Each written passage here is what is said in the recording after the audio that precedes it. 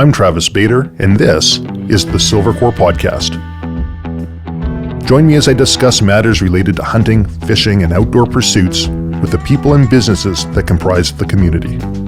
If you're new to Silvercore, be sure to check out our website, www.silvercore.ca, where you can learn more about courses, services, and products that we offer, as well as how you can join the Silvercore Club, which includes $10 million in North America-wide liability insurance to ensure you are properly covered during your outdoor adventures. To quote the late, great Colonel Townsend Wayland, only accurate rifles are interesting. In that vein, I'm once again joined by Ryan Steacy, the 6-time National Service Rifle Champion and Director of Directions for International Barrels. International Barrels makes high-end precision rifle barrels, and we're going to talk about the facts and myths of making your rifle into a tack driver, whether that's for hunting purposes or long-range competitions. This is going to be a fun podcast because we have a number of questions that you, the listener, have asked, and we're going to go through them and answer as many as time will allow. For anyone listening who isn't aware of how you can contact us with your questions or podcast topic suggestions, simply email podcast@silvercore.ca, or even better, reach out through social media, Instagram, Facebook. We don't have a TikTok account yet. If you want to reach International Barrels directly, they're also all over social media, or you can get them at support at IBI Barrels, info at IBI Barrels, or you can email me directly, Ryan at IBI Barrels. Perfect. We put out a couple questions to people. We're asking them about what do they want to know? What do they want to know to make their firearm more precise or more accurate? And I was thinking maybe we should start with the difference between accuracy and precision. I can take that one away if you want. Sure. All right. Give me your ideas.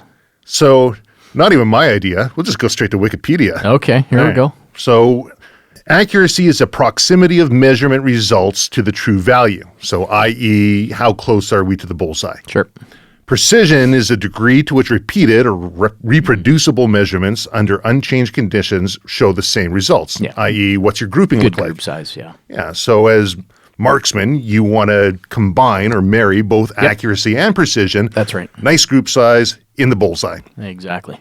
So with those basic definitions out of the way, we got a whole slew of questions. Yeah, we got a few. Yeah. It was good.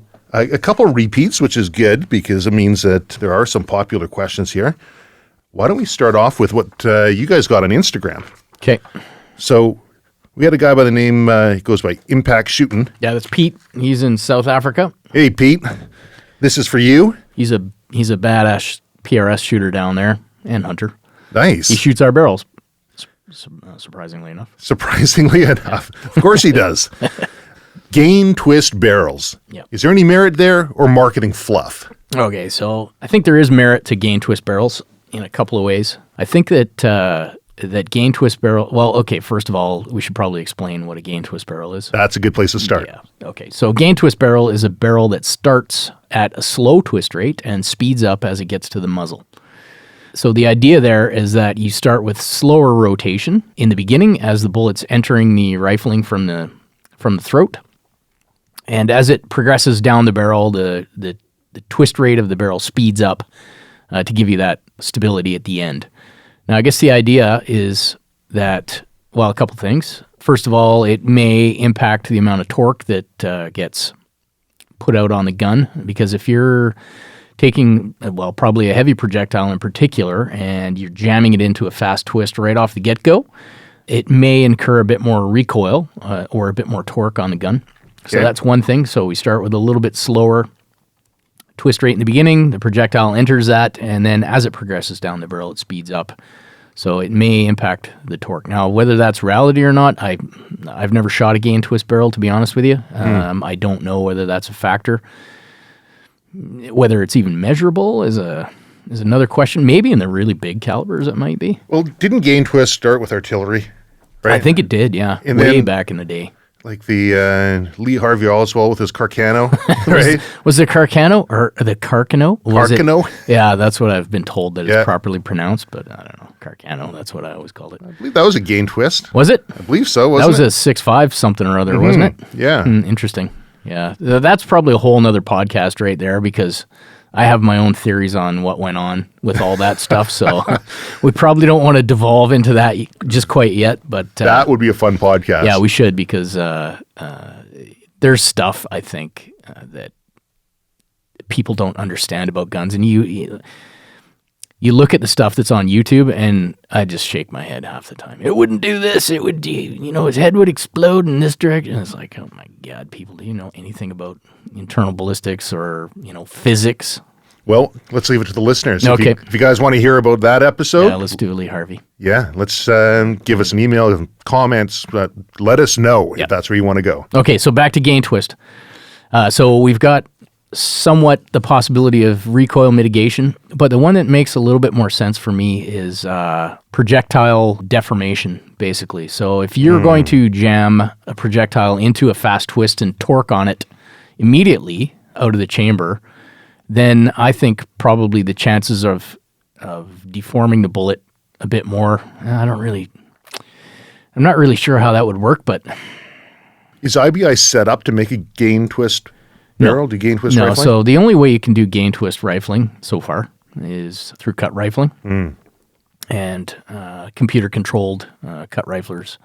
With button rifling or any of the other varieties, well, you could probably do it with a hammer forge, but it might be... Let's see, on a mandrel? Yeah, you might not be able to do it on a hammer forge either. So cut rifling can cut any twist, like like the guys at Bartline. You can order a 1 in 7.93264 twist barrel, and they can do it. And they just program it in, and away you go. Right. With button rifling, because you're pulling a button through a barrel, you can't yet. And it uses that button to... Yeah, so the button pulls through at one rate of speed. The twist rate is cut into the button. Right. As well as you are also turning the barrel at the same time at the same twist rate as the button. I guess another type of rifling would be ECR. Have you ever seen that done? I haven't, no. I was at a factory in the States at Springfield, Massachusetts, Smith & Wesson factory. They're doing pistol barrels. And they had, I forget how many it was, I don't know, maybe 80 barrels sitting in this bath. I think it was kerosene or something. Yeah, something like that, yeah. And they all had these mandrels in them, and they flipped a switch. You see a bunch of bubbles come up, and in about, 15, 20 seconds, they just rifled those 80 barrels. So for those folks that don't know what ECR is, it's electrochemical rifling. So it's kind of, what's that type of... Kind of like EDM? Yeah, it's like EDM. Yeah, exactly. That's basically what I was... Electrostatic discharge. Yeah, it's kind of the same idea, so I'm not sure exactly how it works, but that might be something... That would be very interesting with really hard steels. Mm-hmm. For example, machine gun barrels. Man, have we gone way off track here already. We sure did. How are we going to get through all of these questions? Jeez, I don't know. A lot. This is crazy. Okay, well, let's get right back onto... okay, let's go back to the gain twist. Yeah, so... So do you feel thumbs up, thumbs down? Yeah, I think it has its validity, yeah. So less deformation on the bullet, probably jamming it into hard, fast lands right off the get-go. Maybe better to do it a little more softly and then spin it harder as it gets towards the muzzle. So I don't think it's fluff. Like I said, I've never shot one, so I don't know whether it's more accurate. I highly doubt that it is because I'm not seeing any accuracy difference between cut rifled, hammer forged, or buttoned. Overall, as long as you pay attention to the other parts of the process to make the barrel. The stress relief process. Stress relieving is a huge thing, and then having a hone is a huge thing. You can't get the same results just by hand lapping that you can with a hone. Well, we're going to talk about lapping as well later, but do you want to jump into the next question? Okay, let's do it. We got one. Sorry, Pete. I blew that one. C.R. Lewis Contracting. Way to plug your own business here. I love that. That was pretty smart, actually. Nice. 22 long rifle. Your specifications say that within 0.0001 inch to 0.0002 inch, one 10,000th of an inch, which is extremely consistent. Yep. Many people talk about 22 long rifle barrels needing a choke. Yep. With this consistency, are your barrels not choked, and is it really required? Okay, that's actually a great question. Good job, C.R. Lewis Contracting. So yes, back in the day when they were strictly hand lapping barrels, you can choke the barrel a bit by holding the lap a little bit short or doing more strokes through the barrel so that you get a bit of a pinching effect. Now, with 22 barrels, you're shooting lead projectiles. So as that sucker goes down the barrel, it's going to resize basically to any tight spot in the barrel. And if it's tight in the beginning and then loose towards the muzzle, it's going to be like throwing a hot dog down a hallway. It's gonna, in micro terms, it's going to rattle down there. So the idea was that you would choke the muzzle, and you would make sure that the muzzle was the tightest part of the bore, so that when that sucker leaves, it's doing its thing, right?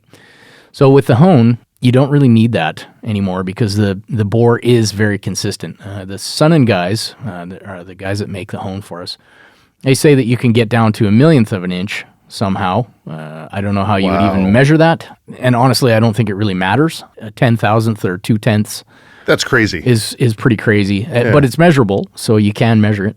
So as long as we have that consistency all the way through the bore, then we're finding that you don't really need to have a choked. And we monkeyed around with hand lapping and holding the lap short so that you get a bit of a pinch on the end. And again, it's like maybe a 10th thou or maybe 2/10 at the end. So it doesn't really make too much difference. Actually, there's another thing that people ask about 22s all the time, and it's hey, muzzle threads. I want to either put a can on the end. I want to put a fake can. I get that a lot in Canada. I want to put muzzle brake. I'm not sure why you would put a muzzle brake on the 22 other than it looks cool. Right. The LCF. Yeah, the LCF. So that's fine. You can do it. But I will tell you that the closer you spin your profile to the bore of the axis of the bore, so the tighter you get, so the thinner the barrel you get, the more chance you have of growing the bore. So the bore will actually expand a little bit if you spin close to it. Right. Now, you can defeat most of that via excellent stress relieving processes, but it's not necessarily the best thing to do on a barrel. When you're spinning half 28 threads on a 22 barrel, that doesn't leave you a lot of meat to keep things nice and tight at the muzzle, which is the most important part of the 22 barrel. So people ask why we don't really recommend threads. Like, you can run them if you want. In our testing, we haven't really seen too much difference with threads and without. But at the same time, if you're looking for the utmost in accuracy, I would probably avoid trying to cut muzzle threads on a 22 long rifle. So just the process of cutting those threads on a slimmer profile barrel will cause it to, I guess, stress relieve and expand just a minuscule amount. I don't know if it's stress relieving, and I'm not a machinist, so I'm not 100% sure what the factor is that causes it to grow. It may just be that you're removing materials there. Right. And the reality is we're talking about a few 10,000ths of an inch in growth. But when you need that muzzle to be the tightest thing possible, a few 10,000ths of an inch is probably not a great idea to try and take away from the accuracy end of it. So I saw there was a question on the schnobel there somewhere on one of these.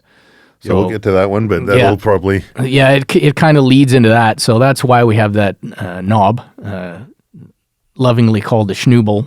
You call it a schnobel? Well... I always call it a schnabel. Yeah, schnabel is actually the proper term, but the way this all came up was when we first started doing it, we were doing a barrel for Doug Blesson, who's a Canadian Paralympic shooter. And he had a Walther rifle, and it had a knob on the end of it. And so... we're like, okay, well, we gotta make it the same as his existing Walther barrel, and I can't remember how it came up, but somebody goes, "What's this knob on the end of it called?" And I'm like, I don't know. And so I remembered back to my film days, and I remember we were talking once about the knob on the end of a nice wooden stock that had inlaid bone and all that kind of stuff. Right. And they had called it. Well, now I know they called it the schnabel, but that had been like probably 7 or 8, 9 years ago, and I couldn't remember what the heck it was called. And I said, I think it's called a schnobel. And Tim, the barrel maker, looks at me and he goes, "The what?" And I said, "The schnobel." And he's like, "How do you spell that?" And I'm like, "I don't know. There's like SCH and a bunch of O's and schnobel." So the next time it came up, it was spelt with 3 O's, and so it just turned into this weird schnobel thing.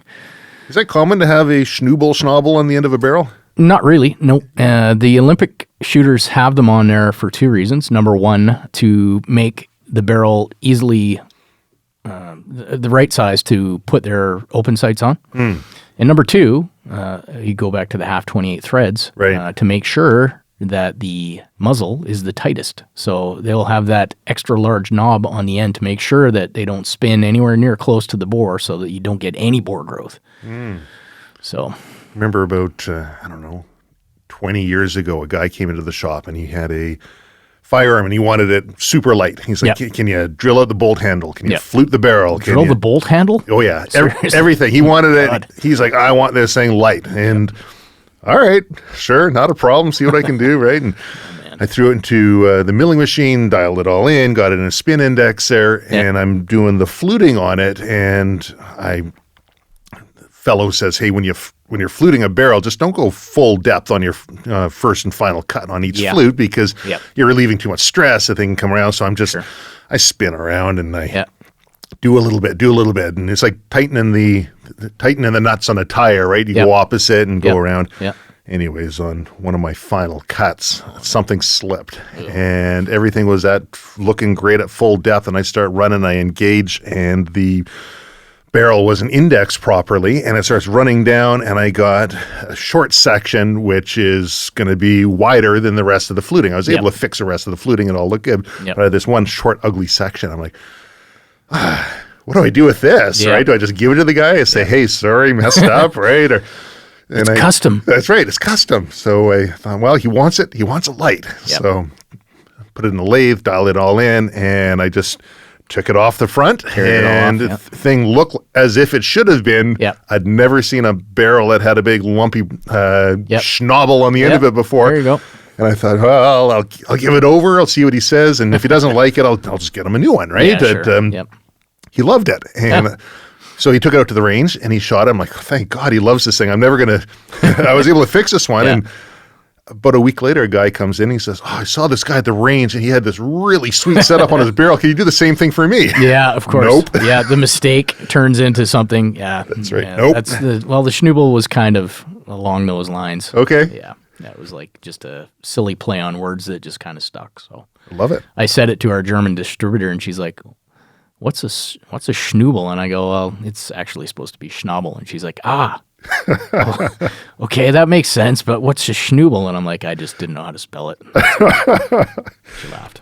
All right, I think that answers it. No, your barrels aren't choked, and it's because it's not required. Yeah, we don't really need it once we run the hone, and we hand lap on top of the hone. Right. So they're super, super consistent to the point where we don't, if we get a gunsmith that, like a top-end gunsmith somewhere, for some example, phones up and say, hey, I need this type of barrel, I just pull one off the shelf. There's no picking or anything like that.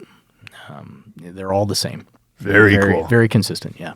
All right, next one. Okay. We have Rattling Rancher. Rattling Rancher? Rattling Rancher. Barrel length, short or long for accuracy. Which is better? These are all rabbit hole questions. I know. Here we go. Wait for this one. Okay, so for accuracy, it really depends, in my opinion, on what you're doing, what you're trying to achieve. So obviously, shorter barrels are stiffer. Stiffer leads to accuracy. So in hunting rifles, I get guys asking for super light, thin barrels all the time. I would and these are all guys that, 300 meters is like, whoa, that was a long shot. Right.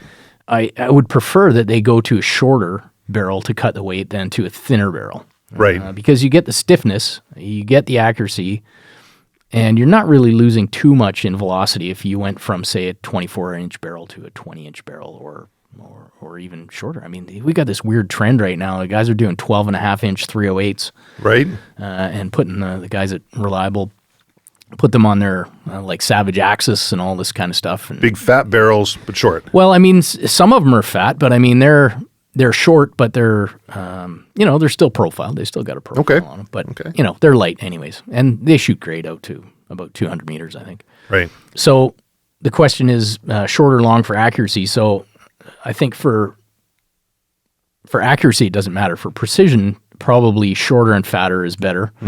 Although, if you look at the target rifle guys and F-class guys, for example, their barrels are all pretty much, well, on the F-class side, they're anywhere up to about 30 inches. Right. And on the FTR side, they can be anywhere up to 32, 31, somewhere in there. or the F open, I mean. So those guys are trying to extract accuracy, but they're also trying to keep the velocity where it cuts through the wind, because they're trying to smack a target that's anywhere between 600 and 1,000 yards or meters away. So having extra velocity helping you cut through the wind is going to be the thing. So on the question there, Rattling Rancher, I would say it really depends on what you're trying to achieve with your barrel. Or with your rifle. If you're shooting long range, added velocity is probably a good thing. If you're shooting short range, 300 meters, maybe 400 meters, probably shorter and stiffer might be the way to go. But for me, I think in the PRS game, 24 or 26 is fine. You don't really need anything that's super, super long for that game. Because the reality is you're not trying to hit a half MOA at 1,000 meters. You're trying to hit 5 or 6 MOA. Right. And all you got to do is make a hit on it. It doesn't even have to be in the middle. So there's your answer. Depends. Yep, that was sort of all over the place, wasn't it? It depends. What if you had the short barrel but faster powder burn? Well, I mean, there's always ways that you can modify things, right? Right. So if you're trying to get more velocity, you can always change your powder, but the action has to be able to handle it, and the casing has to be able to handle it as well. So it's not like you can super hot rod your 308 in a 12.5-inch barrel to get it going 3,000 feet per second. It's probably not going to happen. You probably blow your gun up. But, I mean, there's so many new powders out there, you should definitely experiment to see what you can get out of it, because a powder that works good in a 24 or a 32-inch barrel may or may not work really well in a super short barrel. So you may want to play with maybe some little hotter, a little faster powder, see where it goes. Do we want to digress for a second and talk about why? Talk about why different powders might produce different results? Yeah, we can. I mean, I'm not sure I'm an expert on that kind of thing. I can give you my opinion. But sure. Yeah, so obviously different powders have different burn rates.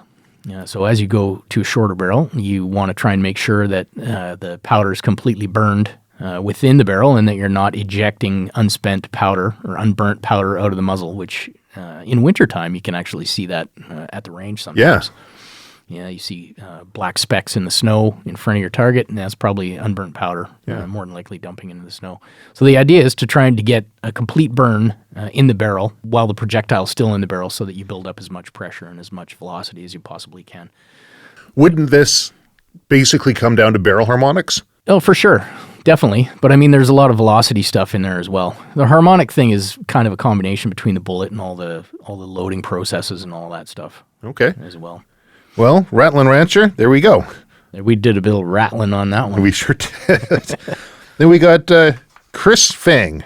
Finally, I think this is a normal username. Oh, there we go. Yep. He's got two here, it looks like. So first one. They say that you need a straight barrel bore for accuracy. Is this true? How straight is a bore? I thought after drilling, boring, and rifling, the OD, or outside diameter, of the barrel would be machine concentric to the bore between centers. Therefore, the bore should really be straight. So all barrels should be very similar in tolerance and dimensions. So that was one big run-on multi-question. So let's break it down into pieces for Chris. So you need a straight barrel bore for accuracy. Is it true?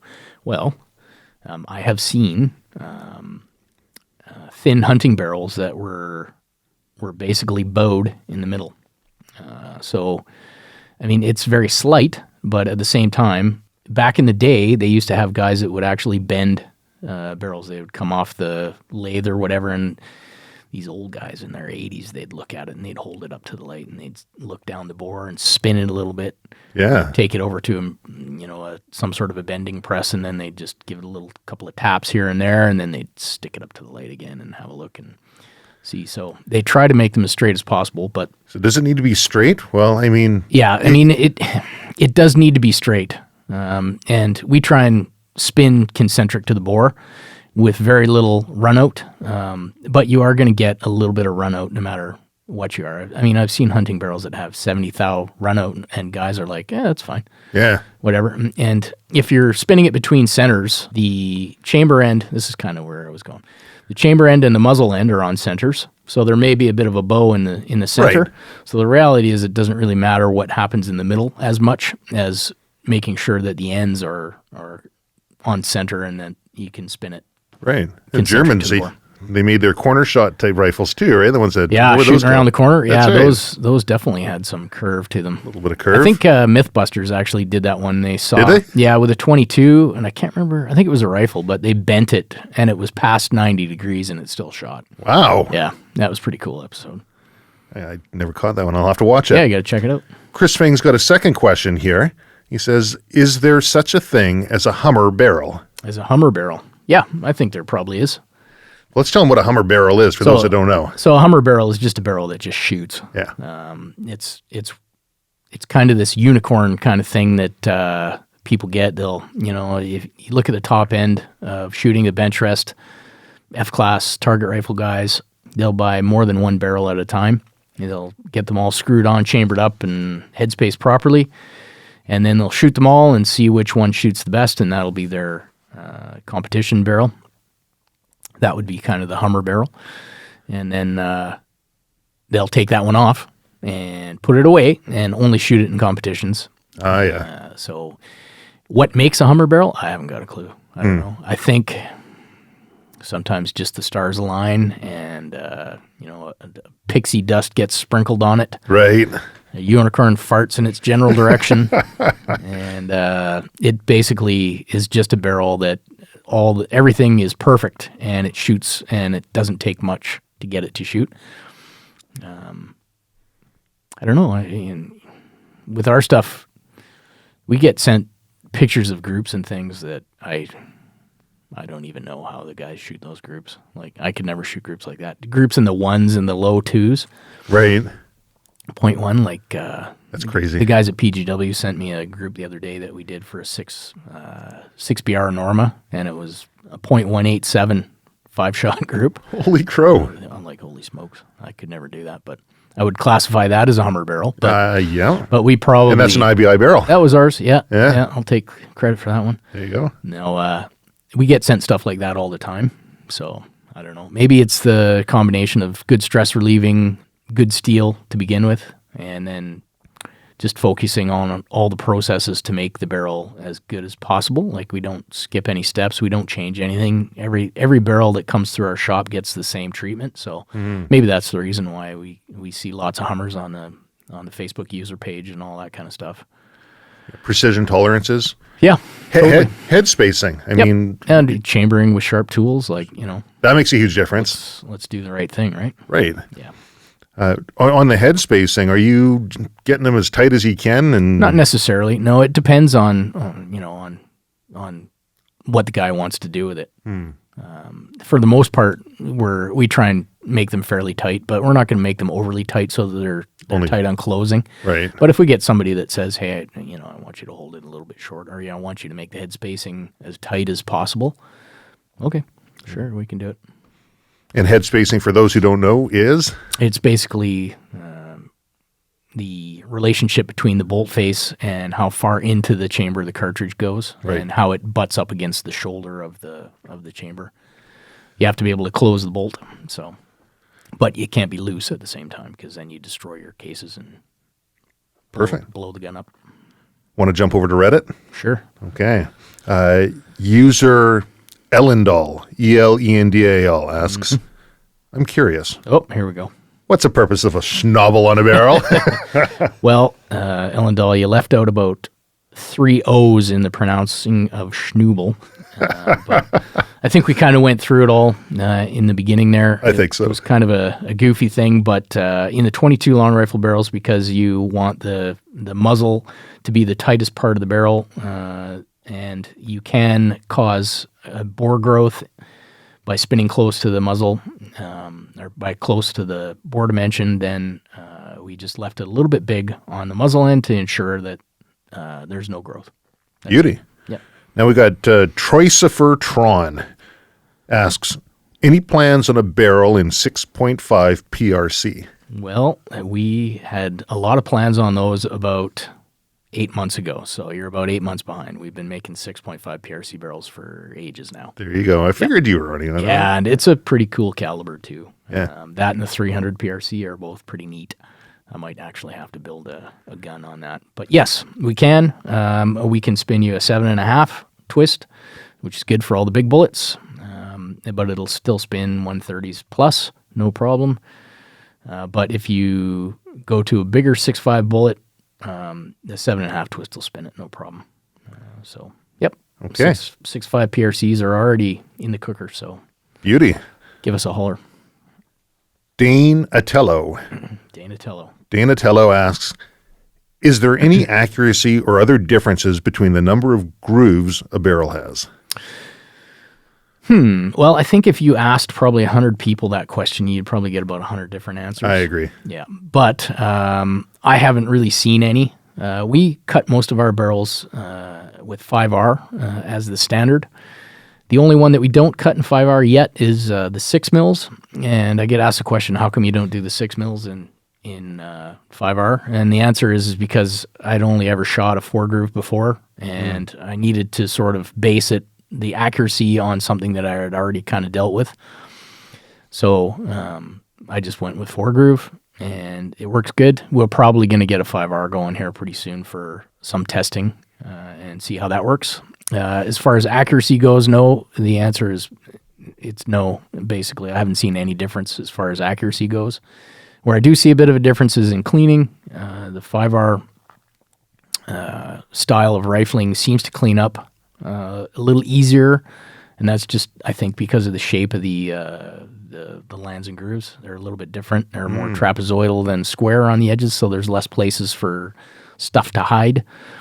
That makes sense. Yep, and I think one thing that I've noticed is a lot of people say, hey, you guys are a little bit faster than what I'm used to. I reached the same velocities I was trying to find a node at with less powder. So I have a feeling that the 5R rifling, because of its design, may be a little bit faster as well. Interesting. Overall. Interesting. Maybe a bit, yeah. All right. That's Danatello. Yep. Here you go. Hellfire Phoenix, and all the E's are 3s. Yeah. Asks, is there any truth at all to barrel break-in? Yep. It always struck me as an extreme FUD lore, but if there's actual science behind it, I'd love to hear that. Okay. I think there's a lot of lore around barrel break-in. I think a lot of it was started by barrel manufacturers back in the day to get you to burn up a lot of barrel life trying to make the thing, do all this mythical shoot 1, clean 1, then shoot 5, clean 5, and blah, blah, and on and on. Before you know it, you got 100 rounds through the thing and you have never even fired one at a target yet. Yeah. So that takes away from your actual barrel life use. So I think there is some of that. There may also have been some where maybe you need some examples where you need a bit of a break-in because the tooling you used to cut the chamber might not have been as sharp or as good as it could have been, and there might have been some edges or something along those lines. I've tried both ways on a multitude of different barrels from different manufacturers, and I personally have never seen any difference in the just take it out and shoot it crowd or the shoot 1, clean 1 for 100 kind of thing. And I've done it both ways. I think the reality of that is whatever gives you the mental confidence to be happy with your barrel so that you're not thinking about that as a possible reason why you can't shoot. I think you should fill your boots whatever way blows your hair back. But for me, I just go by what I see. And if you look at all the pictures and stuff on the user page that people send us, like I just had one the other day, and this is the first 5 shots out of this barrel period, and they all went into like 0.5. Right. So, I mean, with no load development, factory ammo, if you're shooting 0.5 on the first 5 shots out of the barrel, you're doing okay. You're doing fine. So for people ask all the time, this is a question we get asked a lot. And my answer is generally, don't worry about it. Just take it out, shoot it. Shoot your 30 rounds or 40 rounds or whatever you're shooting the first day. You go to the range, don't worry about it. Then take it home and give it a good scrub out. Use some wipeout, scrub it down to the, to the bare metal, and then carry on after that. And then I think you Don't worry nailed it. about I think you nailed it on the head there. Hit the nail on the head. Hammered Yeah. it on the head. Yeah. Hammer the nail on the I head. knew where you're You nailed it. On the confidence. About the thing. confidence? Yeah, totally. Yeah, I'm a very big believer in that.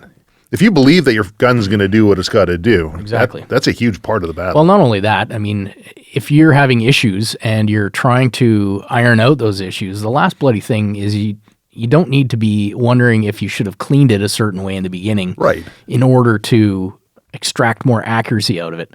So whatever works for you the best. If you want to clean the crap out of it for the first 150 shots, fill your boots. That's good. I'll sell you another barrel afterwards.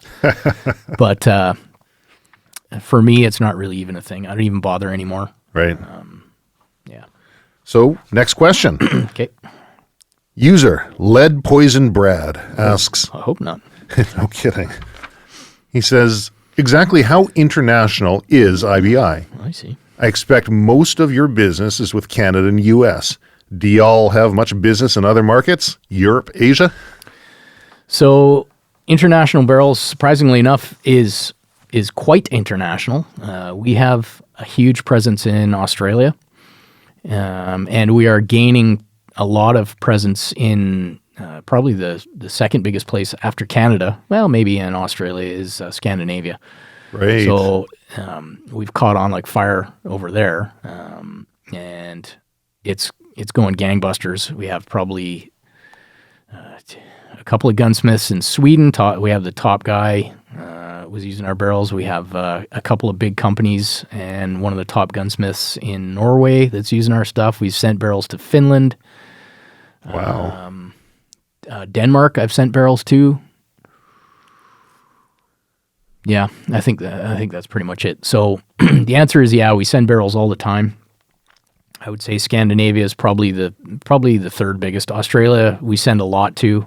We deal with Cleaver Firearms down there, and they pump through barrels like there's no tomorrow, and they catch on really well. So believe it or not, at the moment, probably our smallest market is the U.S. Really? Yeah, which is kind of a weird one. Is that just export regs, or No, are they just it's not even that. you're just set in their ways? Yeah, there's some of that. I mean, there's some awesome barrel makers down in the U.S. Sure. And so getting people to switch to a somewhat unknown brand from shooting the barrel from the company they've been using for the last 30 years and getting good results from is difficult. Right. In places where there are less barrel makers and you can produce something that's awesome and get it to them in a short period of time, that kind of rules the roost. So Scandinavia and Australia are two perfect examples of that. That's a no-brainer. Yeah, it's pretty much a no-brainer over there. But in the U.S., it's people are more hesitant to try, but we're starting to make inroads there, which is good. And I fully understand why people don't automatically pick up another barrel user or another barrel company. I was the same way. I was shooting Kriegers before, and I'm like, nah, these things shoot so awesome. Right. Unless our own barrels shoot as good, I don't want to. I want to make our own barrels shoot as good as what that does. So that was part of the process. So the answer to that is yes. We're fairly You're fairly international. fairly international at this point. I mean, we've sent barrels to South Africa, all over the place. Pete down in South Africa shoots our barrels.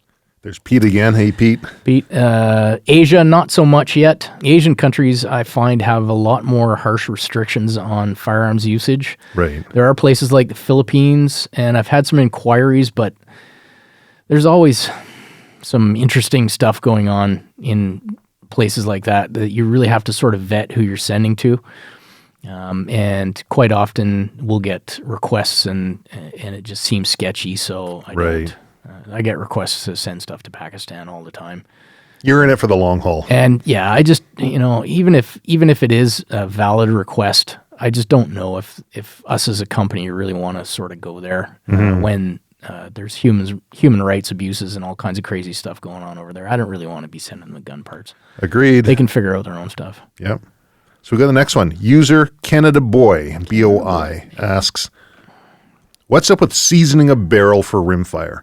I've heard all about fouling up a barrel, but is there any truth to it? Yeah, I think there totally is truth to it. I think when you're shooting lead projectiles through rimfire, it takes a certain amount of shots in order to sort of lay down that layer of lead and fouling.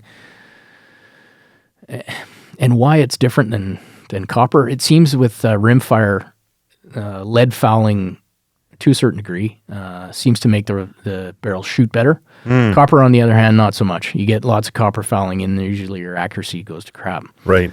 So there is definitely something to have the barrel seasoned. With ours, I'm finding that it's probably going to take at least 500 rounds to sort of get it there.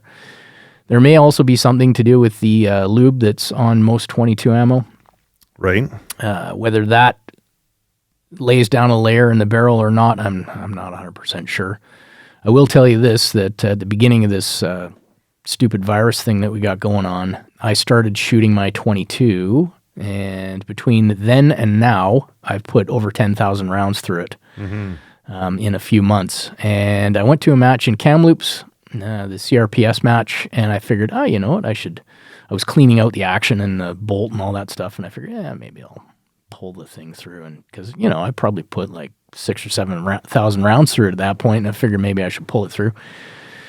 So I get up to Kamloops and I shoot on the zero target, and it's like 5 inches off, and I'm like, oh, damn it! I knew I shouldn't have pulled it through. Yep. So it will change your accuracy or your point of impact the more you pull it through. I think as the day went on and I put more and more rounds through it, it went back to where it should have been. But, when you're at a match, that's probably not a good idea. If you want to clean it and then take it to the range and re-season it and re-zero so that you're not going to get any shifts again.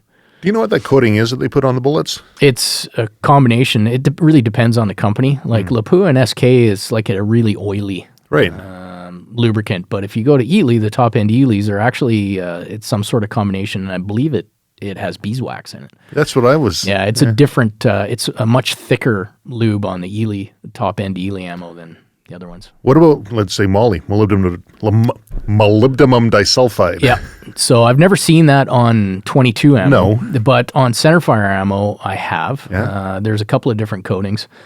The moly is one of them. It's a bit messy, I think, and takes a bit to get it on there. And then the other one was hexagonal boron, Right. which I tried, and yeah, it's slippery. But did it extend barrel life or anything? I don't really think so. Right. You're still... It monkeys with your velocities because you have to use more powder to get the same velocity as you do because you have a slipperier projectile. Interesting. So you have to up your powder charge to get the same velocity. So in my opinion, if you're upping your powder charge, what you're probably saving in barrel life from the projectile going down the barrel, you're probably killing in throat wear anyways, right? So throat erosion. Yeah, it doesn't really make any sense to me, which is kind of why I think both of those have slowly faded away over the last 10 years probably. I know the odd guy that still uses moly, but it's one of those things where they've been doing it for 25 years and it works good, so I'm not going to stop. Why change it? Yeah, why change? So user Drink Lucky, Get Lucky Oh boy. asks, how as a manufacturer do you make sure your barrels shoot well enough to be competitive at the highest levels? Gotcha. Well, that's an easy question. Yep. Well, I don't know if it's easy, but there's a couple answers there. Pixie dust and unicorn farts. No. So basically, the first thing we do is we make sure that we totally control all the processes when we're making the barrel. So I've talked about mental management before. We use that sort of process in making the barrels. So each step along the way, be it pulling the button, drilling, the stress relieving, lapping, running it on the hone, any of that kind of stuff, we make sure that after that's done, the barrel is 100% the way we want it to come out from that process. And we took a lot of time and effort to make sure that when we are operating those processes, that it gives us what we require in end result. So when you stack all those things together, you get the end result that you want. In mental management, you pay attention to the steps of your whatever you're doing, and you focus on the performance of those, and then you get the end result that you want. Well, it's the same in barrel making. So all of the steps that we take, we pay a lot of attention to, and we make sure that we're good at them. Then in the end, we take it out and we shoot it. Yeah. And we do a lot of testing. And in the beginning, there were times when I took stuff out and I shot it and it wasn't satisfactory. So it's back to the drawing board at that point, whether it was a slightly different bore size or a different rifling configuration or a different diameter on the lands and grooves or whatever the case may be. That's what you got to do. So I guess that'd just be a lot of trial and error at first. Yeah, in the beginning there was trial and error. I mean, we're pretty good at it now, so Right. we know what combinations and what sort of algorithm works when you put it all together, right? You're going to get the end result you want. So there's a lot less testing now, but I will tell you that nothing leaves our shop that's new that doesn't get tested to the nth degree to make sure that it does what we claim that it'll do and what we need it to do.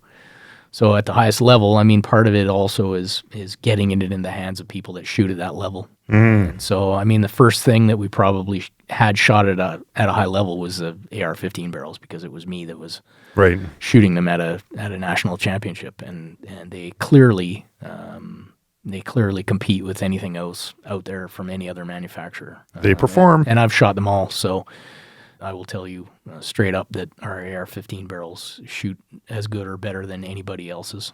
So there you are. I love it. Yep. Next question. User Striker of Life asks, with modern barrels, is there any point in choosing, say, a Varmint/bull barrel or standard barrel for long-range shooting? Well, I mean, there's always a point, right? Like, it kind of comes down to what kind of long-range shooting you're doing and what you're trying to achieve. If you're shooting long-range from a prone position and you're shooting like 2,000 meters, then it's going to be one type of barrel, clearly. I mean, you could slap a hunting barrel on there, but are you doing yourself any kind of favors? Probably not. So you kind of just have to go off of what you're trying to achieve. I guess one of the ones that I get asked a lot about is guys that want a barrel to hunt with, but they want something super accurate as well. Right. So we have a couple of profiles that I recommend that are sort of halfway in between. The reality is if you want something that's going to shoot a half MOA group at 1,000 meters, it's not going to be any of the hunting barrels. It's going to weigh 7 or 8 pounds probably, so be prepared for that. But on the other hand, if you're looking for light and you're shooting long range, you may want something that is a bit heavier. And light may not be the way to go. Or maybe you want something that's sort of light but maybe fluted to take a bit more weight off of there. So, I mean, there is actually a lot of point in choosing the barrel in relation to what you're doing. So you kind of just have to be real with yourself. Like, I get guys that are like, yeah, I want this for hunting.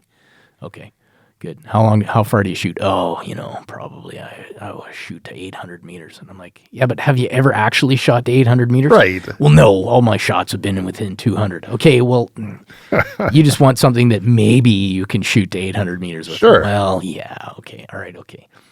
Here's what you need, basically.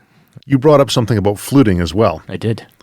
And fluting was an interesting one, because I remember there's a point in time when everyone says, you got to get your barrel fluted because it's going to increase rigidity on your barrel. Oh, my God. And it doesn't. No. But I still hear people saying that. No. For the same weight barrel, you're going to have better rigidity, I think is a common school of thought on that one. I think it depends on how you flute. And how you flute. Yep. Right. Yep. So we pretty much only spiral flute. And we could straight flute. Providing the flutes were relatively thin, I think we would probably be okay.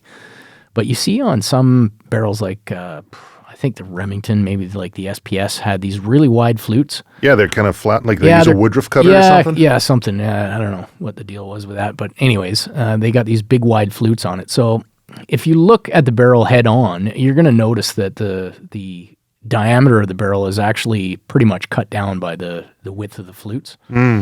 So if you take a spiral fluted barrel and you look at that, that's done with fairly narrow flutes, the diameter of the barrel is probably not much different than what it is before it's fluted. So in my opinion, you retain a lot of that rigidity with a little bit better with a spiral fluted barrel than with a straight fluted barrel, a wide straight fluted barrel. You could probably get the same thing with narrow straight flutes. And I had a guy, I think it was it yesterday or the day before, asking me if we're going to straight flute, and I basically said we could, but the reality of it is that I would have to add probably about 1,500 SKUs into my computer system. So it's probably not. It's probably not going to happen. We've had really, really wicked results that have been verified by companies like PGW Defense, and they shot barrels before they were fluted, then they spiral fluted them, and then they shot them again, and there was no change in group size, no change in accuracy, no shift of impact, none of that kind of stuff. So, are you really losing much weight when you spiral? Can. Yeah? You, believe it or not, on like an MTU, you're almost losing a pound out of the barrel. That's significant. Which is significant, yeah. Why you would want to do that on a match heavy, super heavy barrel anyways? Why you would want slightly lighter, I'm not sure. But, there might be something to be said for some of the F-class guys that want, in FTR in particular, where your gun weight is, I think, 18 pounds, to have the thickest possible barrel with the thickest diameter that's the lightest.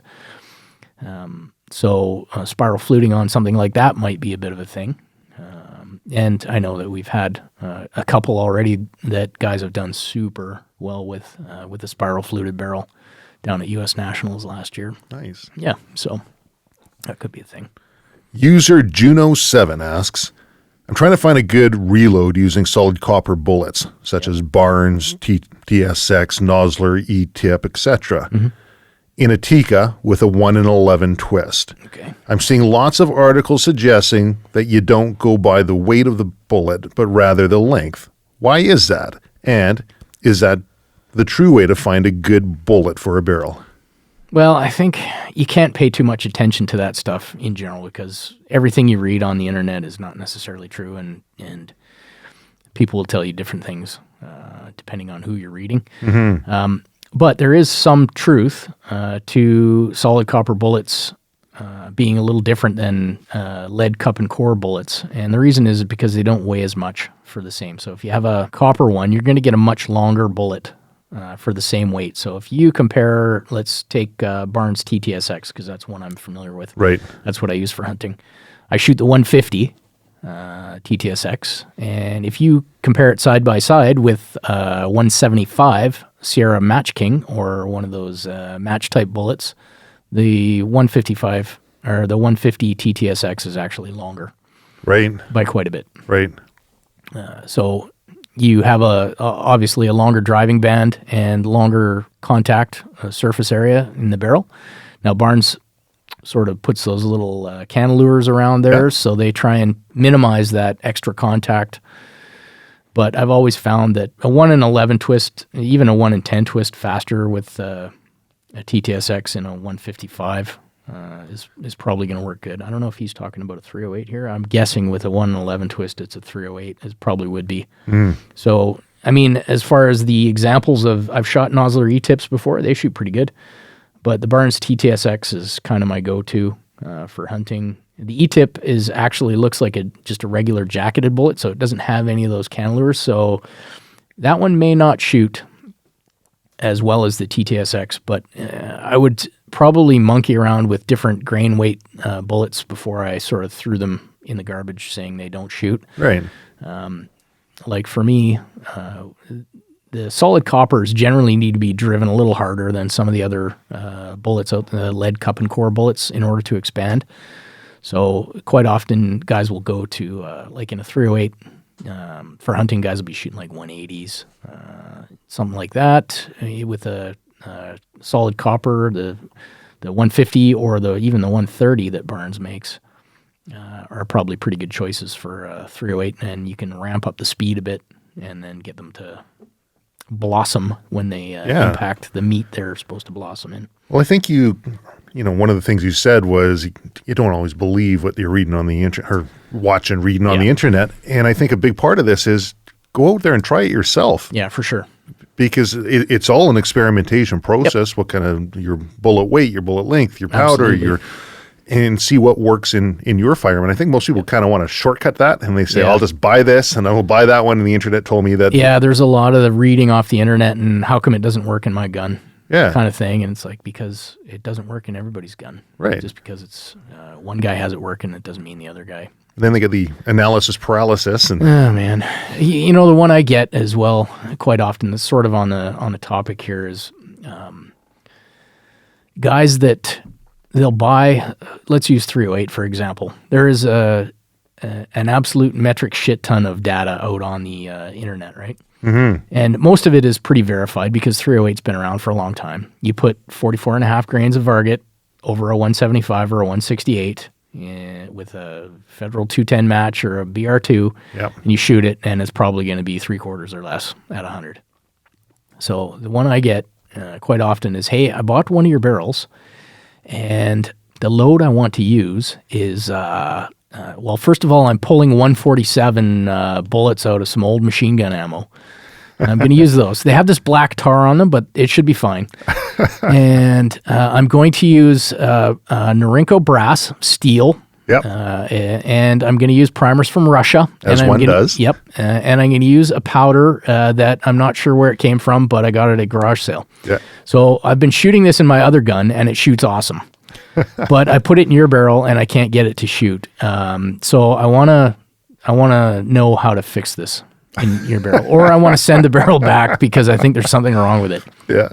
And it's literally like, why are you trying to reinvent the wheel here? Yeah. I mean, experimentation is cool and fun. And what works in one gun might.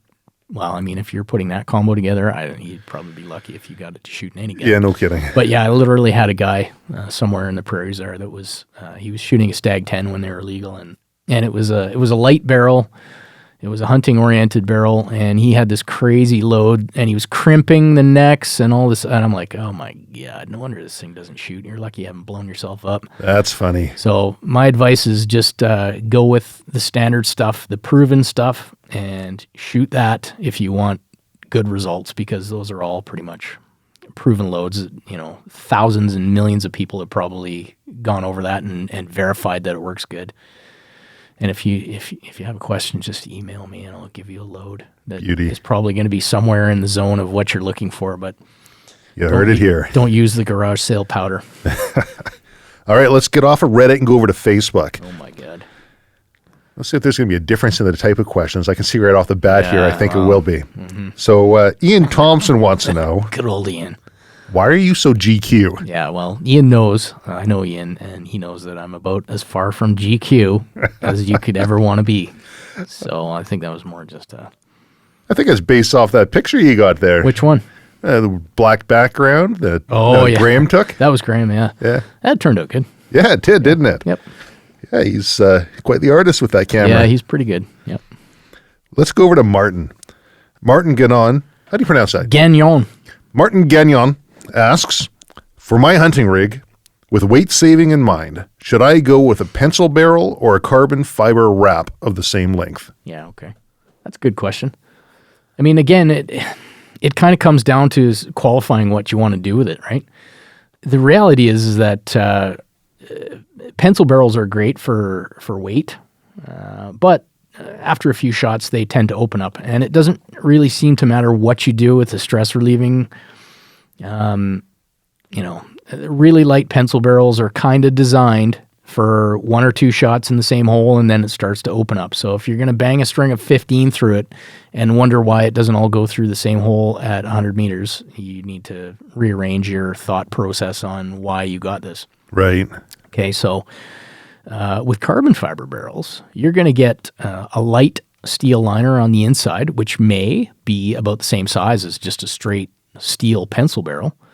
I know for ours, the internal liner's about 6'3", I think, which at the muzzle is about the same size as our medium hunter. So the medium hunters shoot really well. So if we can increase the stiffness a bit by adding some carbon fiber, which only really adds a few ounces to the barrel, then you'll probably prevent it from opening up a little bit by having the carbon fiber on there. You'll prevent it from opening up over a longer string of shots. Right. So you'll probably get, well, I mean, we've seen guys with the carbon fiber barrels shoot 10-shot strings all into, the size of a dime or a nickel or whatever the case may be. Right. You probably aren't going to get a string of 10 shots out of a medium hunter that all go through the same hole, although I have seen it done.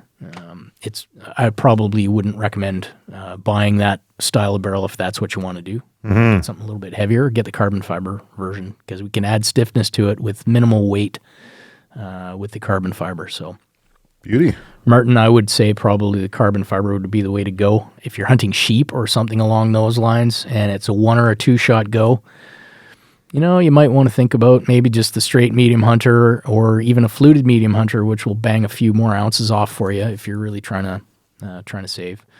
But I think for rigidity over the same sort of weight, the carbon fiber is going to win pretty much every time. Okay, next one. Yep. John Gingrich Good old John. asks, fast twist 22 barrels. Yep. This is kind of funny because I actually had a phone conversation with John about fast twist 22 barrels about 2 days ago. And the answer is yes. There will be some coming shortly. Nice. Yeah. So right now our 22 barrels are all 1 in 16 twist. We are experimenting. We will be experimenting shortly. The barrels should be getting pulled this week, actually, in 1 in 12 twist and 1 in 9 twist. So the fast twist barrels are going to give us a little more stability at longer ranges. So the idea is that probably the 16, we know those shoot really well out to 100. We've seen some groups that are around the half minute at 100. And I'm sure the 12 and the 9 will also shoot really well out to 100, probably even a little further than that, 150, maybe 180, something like that. But once you start getting past that sort of 200 meter mark, which is really common today with the rimfire PRS type matches where you're trying to bang steel anywhere out to, back east they shoot them out to 500 meters. Right. With a 22 long rifle. So once 500 meters. 22. I know, it's crazy, right? The farthest I've shot is 436, I think. That's impressive. On a piece of steel, yeah. That is good, yeah. And that was crappy ammo, too. So what they're looking for is a little more rotational stability past that sort of 200 meter mark.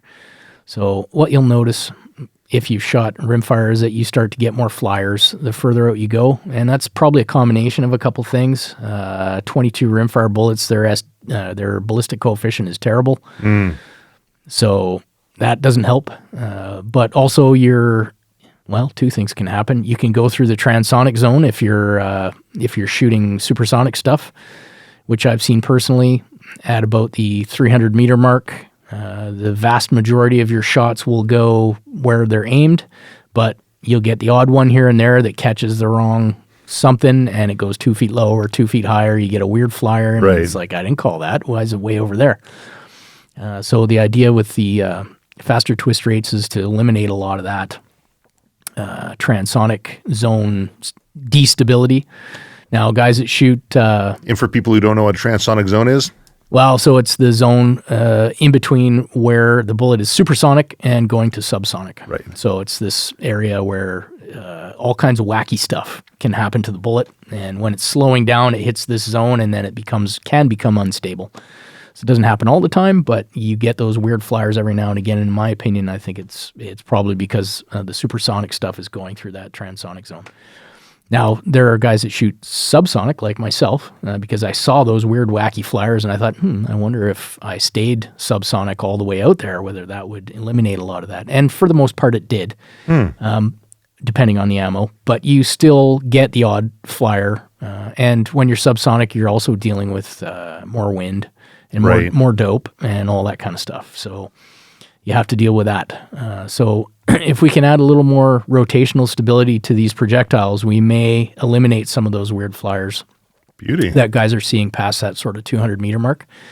So we're going to be testing that here shortly, and I would probably imagine that we will have barrels available, providing the testing does what we think it'll do. Hopefully we'll do some videos on it so guys can actually watch it, which would be kind of neat. And we'll probably have barrels available probably January, I would think. Nice. Open. Yeah, I need some testing over the winter here. Get a few things done. Well, that's exciting. Yeah, it's kind of cool because I don't think there's too many other companies. Well, I know there's nobody else in Canada that does it, but even in the States, I don't think the fast twist 22 barrels are really super common yet. Right. So we're hoping to jump on that one. That would be pretty cool. Yep. Okay, so we've got a number of, there's no names attached to these questions. All right. And some of them, I'm looking at them, they're already repeats, so we'll just bang through them quickly. Cold bore versus clean bore. Yep. So first round shot and any deviation that you might find. There's people that talk about cold bore shot and other people say, no, it's because it's a clean bore shot. Okay, so cold bore, I think, honestly, is more likely cold shooter shot. Right. I don't really believe in the whole cold bore thing. Now, clean bore is a completely different kind of topic. The two are kind of apples and oranges. Clean bore, yes, definitely. Things are going to change as you put some fouling through the barrel. So as far as cold bore goes, I'm not really much of a believer. I know that in my case, when I've got up to the line and I've fired the first shot of the day and it's not gone where I wanted it to, I usually generally can eliminate that by dry firing a few times and sort of getting back into the rhythm of what firing a perfect shot feels like. Right. So for me, I've basically dry fired a few times before, and generally speaking, those rounds that you fire on the cold bore go where you want them to. So in my opinion, for me, there's no such thing as a cold bore for me. It's more of a cold me than it is a cold bore. Yeah, I agree with that. Now, clean shooting, there's definitely something there for sure. I mean, if you look at the bench rest guys, they'll clean after a 10-shot string and then fire a couple more sighters or foulers through it to get it back. Right. And so I think there's something to be said there for sure. Clean bore and foul bore are different. So next question, how often do you clean your barrel? Well, it depends on the barrel. Like the rimfire barrel, like I said, I got 10,000 rounds through it, and I pulled it once, and I was sorry that I pulled it, so I'd probably just leave it. As far as rimfire goes, I clean the chamber a lot and the action to make sure that all the gunge that comes out of there is taken out. And with rimfire in particular, one of the downsides we're figuring out is the lube, especially in winter conditions, can cause all kinds of extraction issues in the cold, right? Because that lube is instantaneously hot and then instantaneously frozen if it's below zero. Right. So that can cause all kinds of shenanigans. As far as center fire goes, I used to be of the opinion that just clean it until it stops shooting. Well, Sorry, clean it until it stops? Pardon me. Or clean it when it stops shooting? Clean it when it stops shooting. Right. Just shoot it until it's not shooting anymore. Right. Okay, so I think you changed that, have you? I have, yeah. My realization recently has been that I think you should pay a little bit more attention to it because it may stop shooting and you may not realize that it's shooting. Like I've run, I think the most I've done is about 600 or 700 rounds without a cleaning. Right. Still, again, paying more attention to the chamber than anything else, but not pulling the bore. That'd be like in a 223 or? No, that was my competition, 6 mil. Okay. Yeah, just trying to push the limits and see what I could do. Yeah. And so, I'd take it to a competition and I had 300 or 400 rounds through it, and then maybe not have quite the results that you were kind of hoping for, and then come back after the competition and put it on paper and, oh, look at that, it's shooting like an inch at 100 or an inch and a half at 100. And then put a bore scope in there and go, wow, there's a lot of copper and stuff in there. So then you strip all that out and take the wipe out and put it in there and drain it and clean it out, take it back to the range, and lo and behold, it's back to shooting, 0.3 or 0.4 or whatever the case. Right. So I think for me now, I'm going to definitely probably clean and completely strip the copper probably a lot faster now. Probably every 400 or 500 rounds, I'll probably take it down to the bare steel and then refoul and then go again. But, Fouling, couple rounds? Yeah. If you do it like a deep strip with wipeout and you get all the copper out, it might take you more than that. It could take you 20, 30 rounds to sort of get it back on track. But it really depends on the rifle. It's hard to say. Well, this bleeds into the next question. Now, you mentioned wipeout a few times. Yeah, I have, yeah. Okay, so my go-to. Best practices for cleaning. Best practices for cleaning. Okay, well, And that's going to change from whoever you talk to. I mean, you got guys that are still using hops number 9. With the nitrobenzene Yes, in it. nitrobenzene, and they swear by it. And, in the barrel industry, I get to clean lots of stuff after testing and whatnot. And the reason I mention wipeout is simply because I will clean, or I have cleaned stuff with other things in the past, and still not doing what I thought it would be doing. And then I take the wipeout in there, and guess what comes out? Right. A metric shit ton of copper comes out with wipeout, and it was all stuff that had been cleaned out previously before with other types of cleaner. Yes, and I can verify it all with a bore scope. Yeah.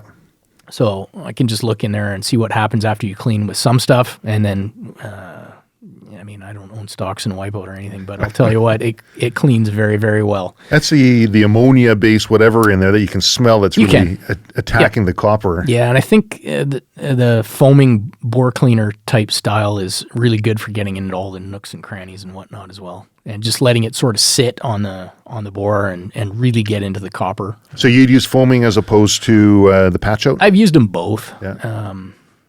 Usually what I'll do is I will take my barrel and take the bolt out and lean it up against the wall, barrel muzzle down, and just squirt the foaming bore cleaner in there, and make sure you put a paper towel or something under the muzzle, because you'll get a whole pile of blue Smurf snot that comes out of there, and that's all the copper draining out. So I'll do that. And then I will run some wet patches through it. Isn't that why they sell those oil can Wish.com, right? That's right. Yeah, solvent trap. Solvent trap. Solvent trap, yeah. Get those. Yeah, there you go. Yeah, if you want to end up in jail, don't do that. That's right. So all the blue stuff comes out. So then I'll push a couple of wet patches through and see how that looks. And then usually I'll lean it up against the wall again and squirt the foaming stuff in there and just let it sit. And I may have to squirt the foaming stuff in there 5 or 6 times just to make sure, and you'll know, because none of the blue stuff comes out in the end when you just let it sit in there. And then some dry patches, and then, if you want to put oil in your barrel, I guess that's fine, but make sure you dry patch it before you shoot. A lot of brushing? Nope. No brush, no nylon, no brush. No copper, just patching. Don't need it. The wipeout takes out everything without brush. If you had a really stubborn copper issue, you could probably use a brush if you want. Just be aware that copper brushes or brass brushes seem to be affected by wipeout as well. They will, yeah. So it will eat your brush bristles, and if it's a copper brush, it might even leave false readings on your patches and whatnot. So I don't even really find any need to brush it out. Mm-hmm. No.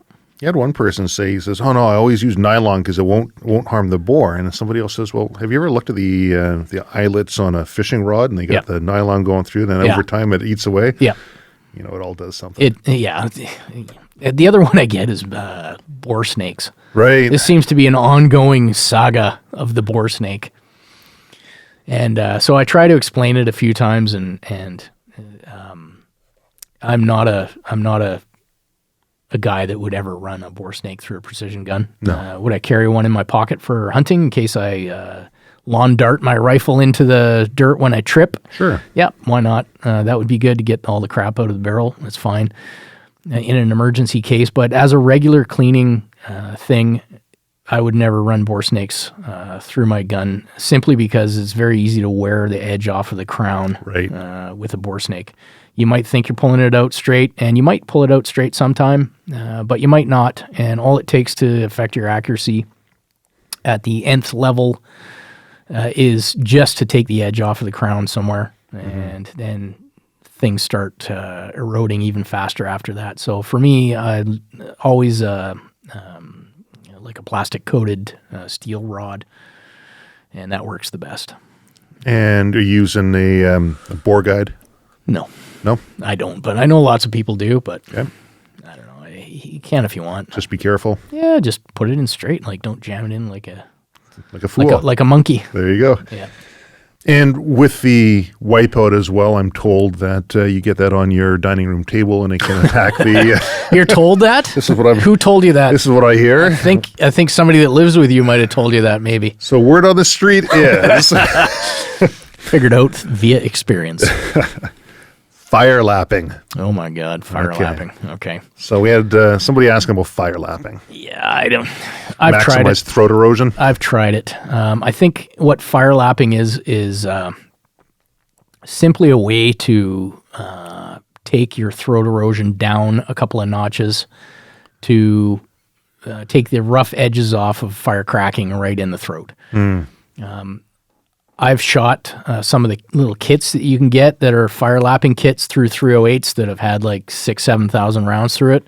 Did I see any difference in accuracy? Nope. That doesn't mean it wouldn't work for somebody else. On a new gun, I would definitely not fire lap. I would leave the lap. If it's a quality barrel, I would not fire lap. You might have a maybe a factory barrel that's having some real bad issues, and you think, maybe you bore scope it and something's funky in the throat there. Maybe you might want to try fire lapping something there. Be aware that you'll probably void your warranty if you fire lap it, because it'd probably be very easy to see the fire lapping on the inside. Right. Yeah, with a bore scope. So for me, not really a thing. I shoot 6 mils, so they fire crack very easily. You look at a brand new barrel after 200 or 300 rounds and you got fire cracking in there. So for me, I just use a little bit of JB bore paste, which is a very, very fine abrasive, and I just run it into the throat and like 20, 30 strokes in there, just in the throat area back and forth on little felt pellets. You could do it on a patch too if you needed to, and that just takes the edge off of the fire cracking. And that's generally all you need. Yeah. What about carbon ring? A carbon ring. Oh, my favorite carbon ring. Maybe we tell them what it is and... Yeah. So on these new high-speed calibers, they are, especially the 6 mils and even the 6.5s to a degree, and some of the smaller ones like 22 Creedmoor, you'll probably see it as well. So when you fire, you get a bit of a carbon ring that goes back underneath the edge of the neck of the casing, and it forms right where the chamber basically starts. Or not the chamber, the throat starts. So just back from your case mouth is where you'd be looking. And you get this carbon ring that goes all the way around the case mouth. So what happens is that carbon ring starts to build up the more you fire, and the signs of it is that your velocities start to go crazy because you're actually pinching the case mouth around it. So you're adding neck tension basically right to the case mouth. And so when you fire, you don't get the same velocity, not a consistent velocity. So the sign of it is decreasing accuracy and creeping velocities. And so the idea is that you want to get rid of that carbon ring that forms around there so that you're getting consistent neck tensions. So how do you get rid of the carbon? Well, I first realized that this was an issue on my 6 mil on my competition gun. I shoot a 6 comp match, which is basically a 243 AI, so lots of powder, big velocities on small bullets. And after, I think it was probably about 400 or 500 rounds, I started getting the sort of weird creeping velocities and the expanding groups from where it had been only a few hundred rounds ago. So I'm like, what the heck's going on here? And not being very well schooled in the 6 mils at that point in time, I didn't, I'd been shooting 308s basically. So it's right. really a thing in 308, right? And so I went and looked, and I'm like, holy crap, I have this carbon ring thing in here. So how do I get this out of here? So I thought, well, I'll just clean it and it'll be fine. Sure. Wrong. Yeah. Even wipeout doesn't take it out. So I was trying to figure out how the heck to get this stupid carbon ring out of there, because I suspected that it was causing issues with the accuracy and velocity.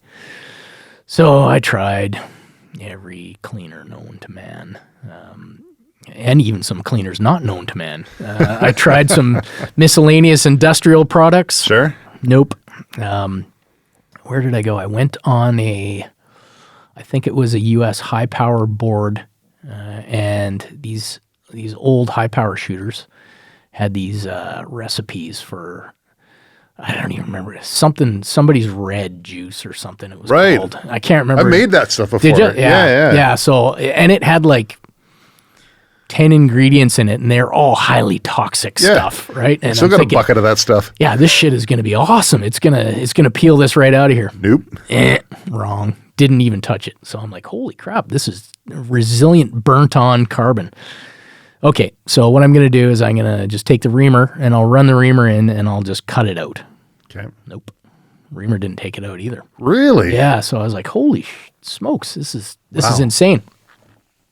So I can't remember how it came about, but a buddy of mine this guy I shoot with, and he's like, maybe you should just try some like floor cleaner or something. And I'm like, floor cleaner? And he's like, yeah, why don't you try that CLR shit from Walmart? It's the stuff that you can, that mold, mildew, and rust stuff. And I'm like, I don't know if that works on carbon, but yeah, you know what? It's like $6 at Walmart, so I'll go over there and try it. So sure enough, it worked. 10 minutes later, I had no carbon ring. I'm like, you got to be kidding. So yeah, so that's how we get the carbon rings out now. CLR. Calcium lime rust. Yep, the stuff that comes in the gray bottle with the orange and green label. Yeah. And so the method that I use now is I will soak an oversized brush. So if you're shooting a 6 millimeter, I'll use a 6.5 or a 7 mil brush. And I wrap a patch around it, dip it in the CLR, and just stuff it into the throat and let it sit. So let it sit for 10 to 20 minutes, somewhere in there. You can let it sit longer. And then once you have that, then give the brush a few twists, and that will sort of dislodge the carbon ring from the chamber wall. And then pull it out. You'll see it on the patch, and then do it again until you get nothing coming out. Or you can verify it with a borescope or a camera or whatever if you have it. I will tell you that the carbon ring does not look like much in there, but it has lots of effect. So I've had guys that are like, no, I've cleaned it. I've looked in there with a borescope. There's no carbon ring. I'm like, okay, send it to me. And my buddy Alex is one of them. Yeah. Love you, buddy. You proved me right. He's like, yeah, it's clean. So I got in there and I'm like, there's a carbon ring in here. And he's like, oh, there is. I cleaned it like crazy. I'm like, dude, it doesn't come out with cleaning. So we stuck the CLR in there, and sure enough, big black smudge came out. Beauty. Even though when you look in there, it doesn't look like there's much, but it doesn't take much to start affecting your velocities and whatnot. So that's anyways, awesome to know. Yep, his went right back to normal once we got the carbon ring out of there, and he had a bit of a copper issue as well. He was doing the same thing as me. He wasn't cleaning for long periods of time. How many rounds was he firing in order to develop a carbon ring? I don't think it takes much. For me, I'll CLR every 200. Okay. Yep, take that carbon ring out of there. And that will probably be less as you go up in bore diameter because you're having less pressure in there. So the more over bore the cartridge is, like a 22 Creedmoor or a 22 250, where you have a 22 caliber bullet and a huge ass 308 size case, that's probably going to start a carbon ring pretty quick. Right. The one that we talked a little bit about it before we started was the 6-dasher, and there was sort of a thing where guys were having lots of issues with 6-dashers right around the 500 round mark. And I think probably a lot of that was related to carbon rings back in the day when the 6-dasher was new and people didn't really understand what was going on with that casing, and that carbon rings were a thing. That makes sense. Yeah. All right. So are we done on carbon ring? I think so. Okay. We've got, does an 11 degree target crown make a difference over, let's say, a 90 degree or other? I think if you think it does, it does. Yeah, that's what I found. Yeah. You ever chop them one down and just see how it works? Done all kinds of funky stuff to the crown. As long as the edges are sharp, we've even cut them on angle. Yeah. And as long as it's sharp, it seems to be okay. You'll get accuracy-wise precision. Yeah. And your accuracy, your point of impact will change. Yeah. But yeah. Yeah. So the only thing that I would suggest on a crown is to have some sort of a recessed crown, just in the off chance that you ding it somehow on something. If it's recessed crown, whether it's 11 degree or whether it's just like slightly set back, if something hits the end of your muzzle, who knows? You might ding your crown, which is bad. And if it's reset, you may not have that issue a little bit. Okay, so as much. barrel or stock, what makes the most noticeable difference to accuracy? Well, again, I think on a mechanical point, probably the barrel for sure. But it all comes back to how you're thinking about your shooting. So if you're shooting a stock, you might have the best barrel in the world, but if you're shooting a stock that's not comfortable, doesn't fit you properly, or you just don't like it, or I have a problem with this stock because of that, you're probably already affecting the way your mental state, the way you're going to shoot. So, Good point. but mechanically, as far as gaining the most out of accuracy, I think honestly, barrel, ammunition, and glass are probably the three top ones that will get you there as far as accuracy goes. Yep. Make sure you're shooting good ammo. If you're shooting Freedom Bucket, you're probably not going to Bedding versus V-blocks. It's not really a barrel thing, but some people will bed their entire barrel length. Yeah, and I mean, I've gone to the extent where I've bedded aluminum chassis. Yeah? Just to see if it made a difference. And? It didn't. Yeah. No. I saw no difference in bedding an aluminum chassis. Now, I have seen differences in bedding other things like wood stocks, some fiberglass stocks as well. A little bit of bedding helps. But as far as a V-block aluminum chassis kind of deal, I don't think there's any need to bed it. But again, if it makes you feel like you're going to be more accurate, then hey, go for it. So free-floated barrel or pressure points? Yes. Well, I think for the most part, my experience would be that free-floated barrels are probably a better option than some with pressure points.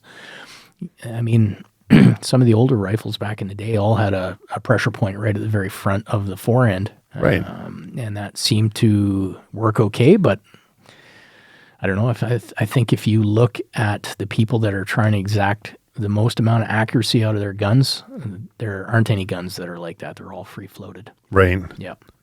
I think there is something to be said on heavy profile barrels to have an inch and a half, maybe 2 inches of bedding in front of the lug, just touching the barrel. But after that, just in the chamber area. Yeah, just give it a little more support in front of the recoil lug, especially when you're hanging like MTUs, or kind of the trend now is to these 125 straight barrels that are like 27 inches long, 26 inches long. Right. That's like 9-pound barrel or more, right? Yeah. It's crazy. So to hang all that off your action, I think it's probably a good idea to have a little bit of bedding in front of the lug to help support that. Okay. Yep. How about torque settings? Are they all that they're cracked up to be? Well, that is a very interesting thing. I think torque settings are something else that you have to experiment a bit with, especially with aluminum chassis, I've found. Well, honestly, I've never really experimented with them with stocks and stuff, but I would imagine it probably has a similar effect, but the torque settings can affect your accuracy, absolutely, on a couple levels. I think, number one, make sure that the chassis actually fits your action 100%, because if it doesn't, and there's slight differences in there, even a little bit, you can torque your action to the point where you might not even be able to operate the bolt if you're cranking down on it like crazy. Right. I've seen that before.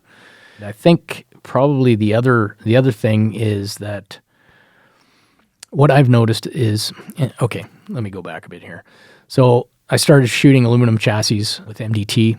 They got me into a couple of chassis, and so I monkeyed around a bit with different torque values. And I talked to a couple of target rifle shooter guys that shoot at a very high level for Canada. And they said, oh yeah, you got to play with your torque settings. Because those guys were really shooting aluminum chassis way before anybody else on the RPAs and the actions that you could fit into, get aluminum chassis made for back in the day before MDT and some of the other companies came around. Right. And they said, yeah, you don't necessarily want to go super tight. You almost kind of want to have it loose in there. Not loose, but just snugged in. Right.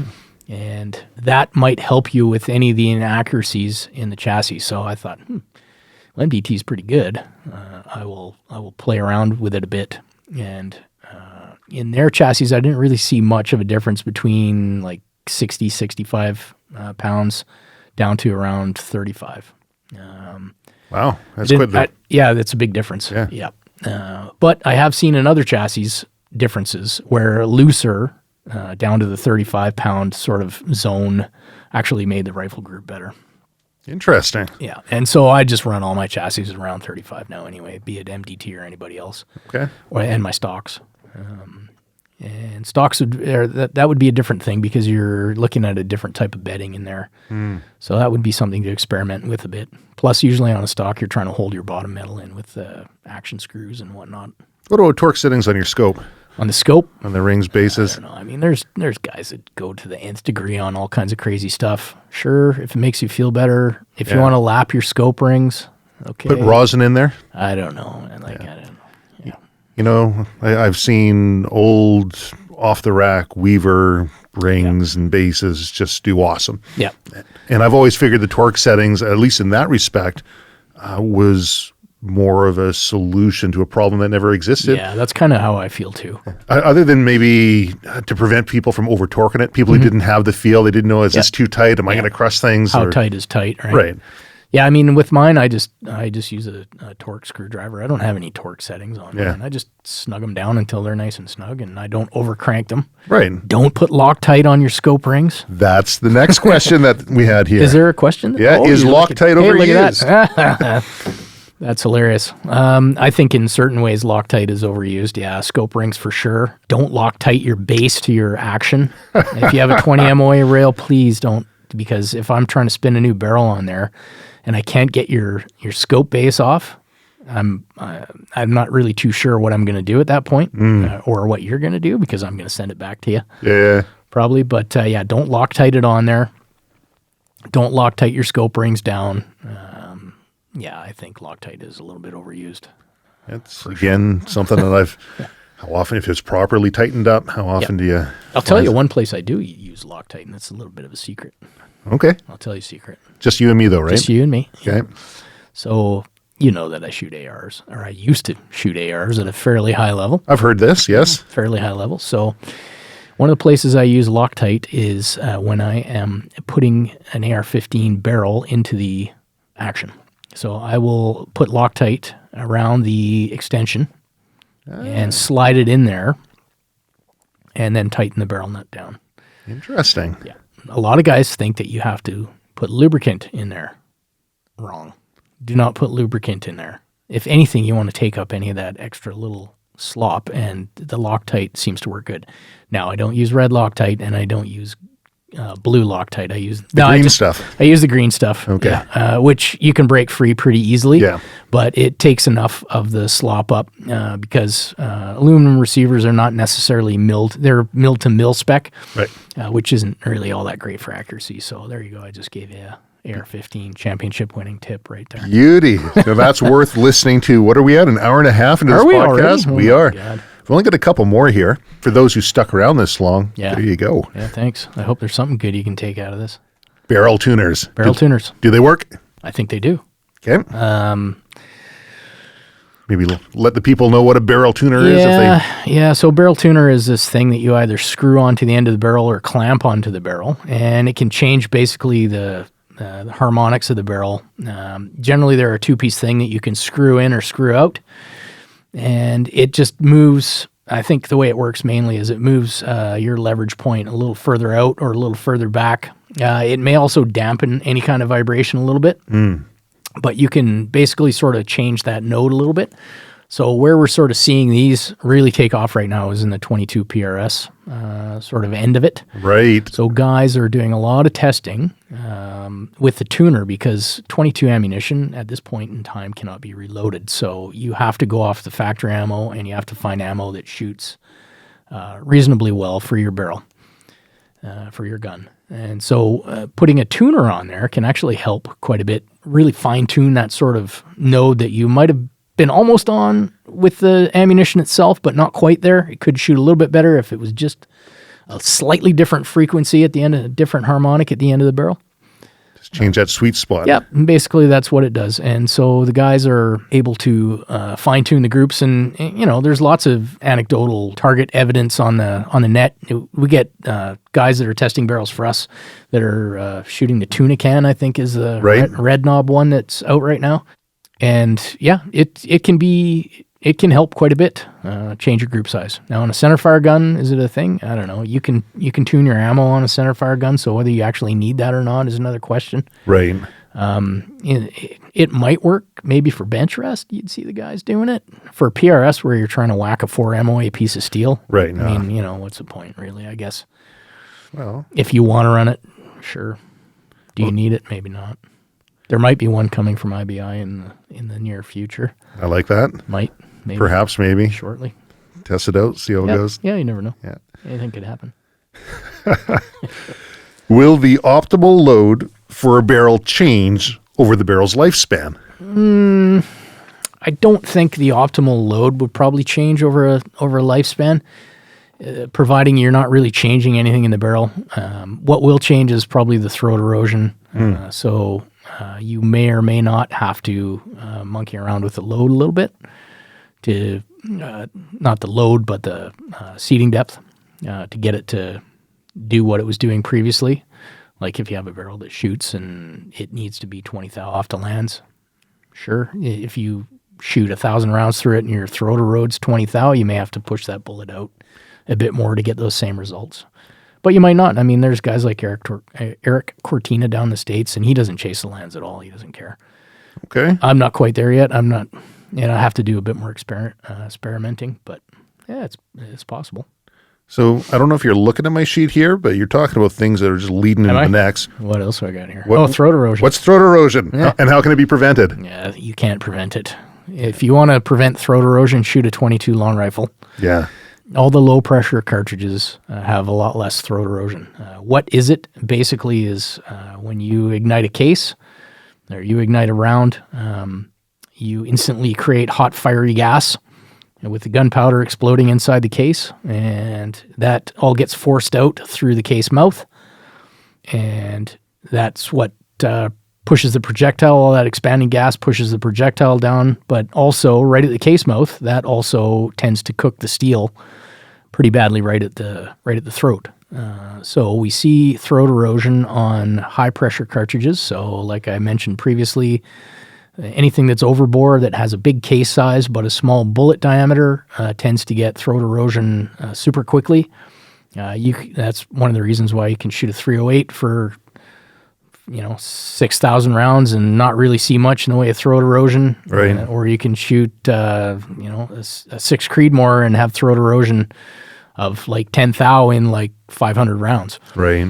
So the more of that hot gas you're trying to force through a very small opening of the case mouth, the more throat erosion you're probably going to get. So if you're shooting big straight-walled cartridges, like 35 Wheelin or something like that, where you have a big bullet and a big case mouth, and it's not really too much different than the size of the case, then you're probably going to have a lot less throat erosion than you would if you have a big case and a small bullet. And we're getting into our final stretch here. One of them you've already basically answered. Will moly-coated bullets increase the barrel life? Yep. And the answer is? Maybe. Maybe. I don't know. Who knows? There's other issues that come along with moly coating, especially out here on the West Coast. Moly coating is super hydrophilic, so it attracts water. So right.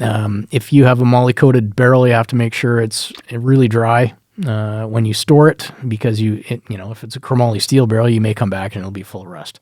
Right. So you got to be pretty careful there. And again, you have to increase your powder charge with coated bullets, be it moly or hexagonal boron, because they're so slippery that you require more powder to actually push it at the same velocity. So we go back to the throat erosion question again, and when you're increasing your powder charge, there's probably a pretty good chance that you're going to cook your throat a little bit more as the powder charge increases. Yeah, talk about rusty barrels reminds me of going back on the Wipeout. Yep. And another fellow, we'll just call him Bill S. We'll just leave it at that. Interesting. And he's always trying to save a buck. And he says, "Oh, it's got ammonia in it. I can smell it." Yep. And it's like, yeah, I think that's the active ingredient, and it's kind of attacking the copper here, the fouling. And so he thought, I know what I'll do. Yeah. Rather than buying this expensive Wipeout, I'll just got a big jug of ammonia already, and I'll just run some of this down my bore. Oh boy, good idea. Man, if you look down this guy's barrel afterwards, he brought it in. He says, You told me this would be fine, Travis. I never said that. Hang on. I said it smelled like ammonia, and I agreed with you. It looked like you're looking down a sewer pipe. It was so rusty. It's probably a chromoly steel barrel and all corroded. Oh, that's so one bad. thing about CLR that you have to be careful with as well. That I didn't mention in the carbon ring question there is that it needs more experimentation with chromoly barrels. It's fine in stainless steel, but I have seen some corrosion if you don't wipe it all out of there in chromoly steel barrels. I have seen guys that want to clean their muzzle brakes in it, and the muzzle brakes are chromoly, and they're coated in Cerakote or something along those lines, and they put it in there and it's black, and they pull it out and it's gray. Right. So you got to be careful because I think the CLR has some issues with the chromoly steel. So I would just be careful as far as that goes, corrosion. And I wouldn't put straight ammonia down your barrel either. It's probably not. Well, it didn't work out too well for this guy. No, definitely not. And here's the last question. Yeah. And we can always fill in more afterwards if you think that anything's been missed. But man, we got a lot of things here. Yeah, that was a lot, yeah. What gives a premium barrel a better lifespan? I don't know if it does. Right. I think the lifespan of the barrel really depends on how hard you're pushing it. So if you're shooting just soft factory loads through it, well, it depends on a few things, right? Like soft factory loads will probably give you more barrel life than you running really hot hand loads out of the same barrel. You'll get more barrel life out of the factory loads for sure. And also the caliber as well. If you're shooting a 308, you're probably going to get 5,000 rounds out of it of accurate barrel life. But if you're shooting a 6 Creedmoor, you're probably going to get 2,000, right? 2,200 or whatever, right?